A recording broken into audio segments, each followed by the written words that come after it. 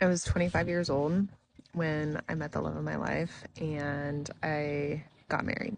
I expected that I was going to want to have kids like really soon after getting married, but for some reason we were just content. Like my husband and I really enjoyed each other. We loved being around each other. We rock climbed, we hiked, we camped. We had so much fun together. If you're wondering who's making all the dinosaur noises, this is Russell.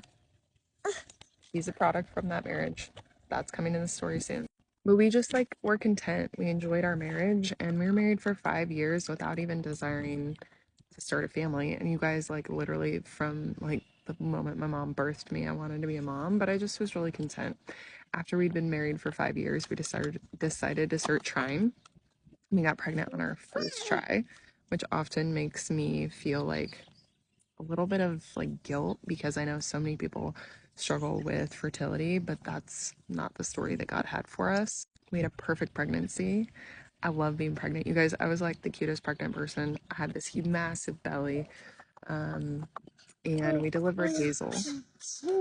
And we brought her home from the hospital. So some of you have maybe heard this part of the story before, but she was acting kind of funny overnight. So we brought her home from the hospital. She's acting kind of funny overnight. We decided to bring her back the next day. So we brought her back to the hospital, and the doctor took one look at her. She stopped breathing, and they ran her down the hall. And just picture any ER movie you've ever seen as your baby's getting grabbed out of your own arms, and you walk into a room, and there's like 7 people pounding away at her. Your 2-day-old baby. This is one of the hardest moments in my life where I experienced like the highest high of highs called becoming a mom, and then the lowest low of lows saying, Lord, are you going to take our baby away?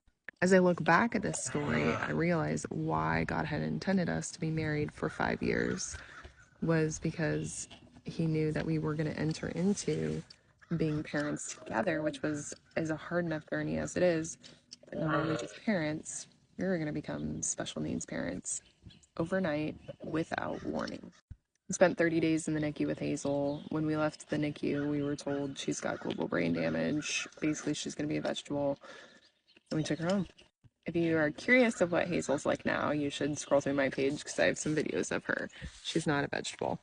Um, but as the story continues, Hazel turned 3, and we decided that we wanted to try for another kid. We'd been told by genetics that her disorder was not genetic.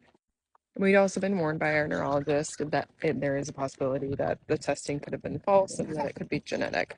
So we tried for another, found out I was pregnant with Russell, and diagnosed with cancer. So Russ, say hi. Russell and I went through 4 rounds of chemo while I was pregnant. When he was born at 35 weeks, he had hair and I had no hair. By the way, if you're walking through hair loss and you need help, message me because I'm like a pro at regrowing hair post chemo. Anyways, so Russell was born and he was born normal. We were shocked because I had a radical hysterectomy. I became cancer free overnight, and we had a perfectly normal, beautiful baby boy, which is what we'd always dreamt of until he started acting funny too. And we knew right away he was having seizures just like his sister, and we knew at that point it was genetic. So we find ourselves here today, walking around in our yard in East Tennessee. I have 2 special needs kids with a very rare genetic disorder that the doctors tell us that they will die from.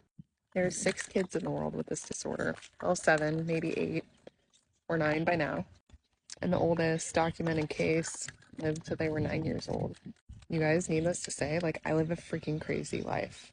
I live a crazy, crazy life. And if you want to follow along, here's why, actually, that you want to follow along. It's because God has gifted me in this way. He's gifted me in a way of how to see joy among suffering, and I want to teach you how to do the same. I believe that we get to decide how our stories are told. We get to decide if they're stories of faith or if they're stories of not faith.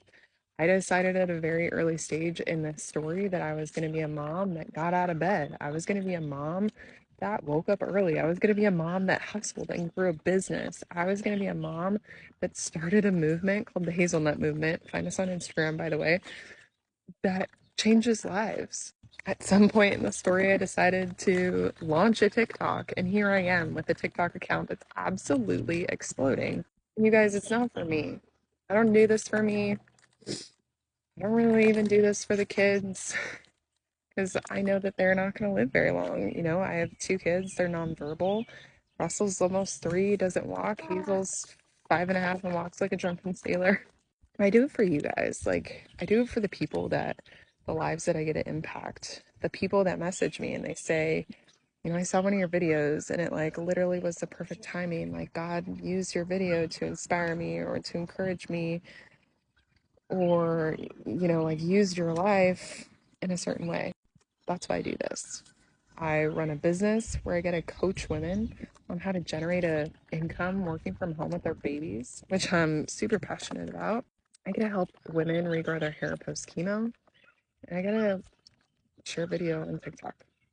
And live in East Tennessee here, building a small farm where we have pigs, egg chickens, meat birds are coming soon, a cat, koi fish, and beautiful birds chirping in the background.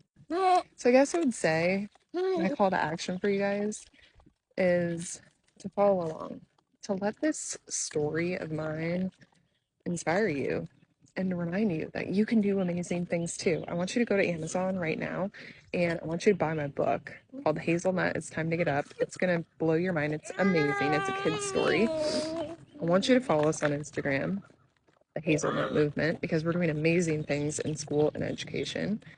And I just want you to be inspired. And I want to hear about the things, the decisions that you're making, the things that you're doing, all because you decided to scroll TikTok one day and you landed on my page.